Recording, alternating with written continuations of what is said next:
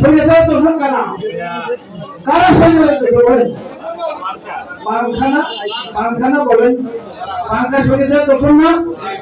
এরা নির্বাচনে নেমেছে, পূর্বাকাণ্ডা ছড়াচ্ছে, বেসপেস টিকিট বিক্রি করতেছে, একজন শৈলী হিসেবে পানখা মাত্রার প্রতিদ্বন্দ্বী হিসেবে আমরা বিবেচনা করি না। আমরা এখানে আন্দোলন সংগ্রাম করেছিলাম বলেন, জুলাই আগস্টে এই ভণ্ড গ্রুপের আমাদের সাথে দেখছেন?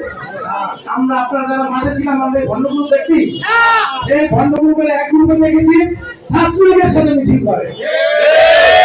ঢাকা ভার্সিটিতে যে ভিডিও হয়েছে সে ছাত্রলীগের মিছিল করে না, দেখেন না?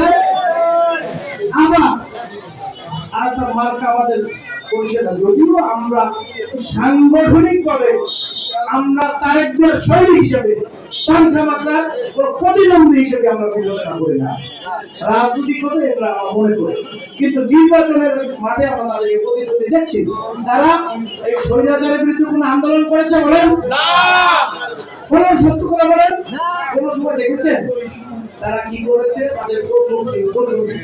কেমন দোষক ছিল? আওয়ামী লীগের পাতানো নির্বাচনে অংশগ্রহণ করে সরকার গঠন করার জন্য মাল নিয়ে গেছে। মাল পর্যন্ত এইটা নিয়ে তারা তাদেরকে ৩০০ আসনে সংসদ সদস্য পদপ্রার্থী দিয়েছে। দেখছেন না আপনারা? ভোট করেছেন। শরীয়তের দোষণ কারা? কারা শরীয়তের দোষণ বলেন? পানখানা বলেন, পানখা শরীয়তের দোষণ না? এদেরকে ভোটের মাধ্যমে তাদেরকে প্রকৃতপক্ষে তাদেরকে জবাব দিতে হবে। আমরা দেখেছি ৫ই আগস্টে পরে রাস্তার মোড়ে মোড়ে কোটি গাড়ি দিয়ে ট্রাফিক সেন্টারে কাজ করে। এর আগে সেটা কোথায় করলাম? এর আগে ছিল তো আওয়ামী লীগের করে, এর আগে ছিল আওয়ামী লীগের করে। এরা নির্বাচনে নেমেছে, পূর্বাকাণ্ডা ছড়াচ্ছে, বেসপেস টিকিট বিক্রি করতেছে।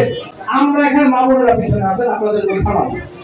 আপনারা পাশাপাশিতে ইতিমধ্যে খবর নিয়ে রাখবেন, এক গ্রুপ ভণ্ড প্রতারক গ্রুপেরা মা বোনদের থেকে উঠে দিয়েছে। এই মার্কায় ভোট দিলে আপনার দেশে চলে যাবে। এটা কি সঠিক বলেন? সারা জাহানের মালিক কে? দেশের মালিক কে?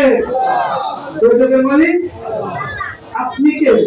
দেশের টিকিট বিক্রি করা, এটা দাঁত ভাঙা জবাব দিতে হবে। বুঝতে পেরেছেন?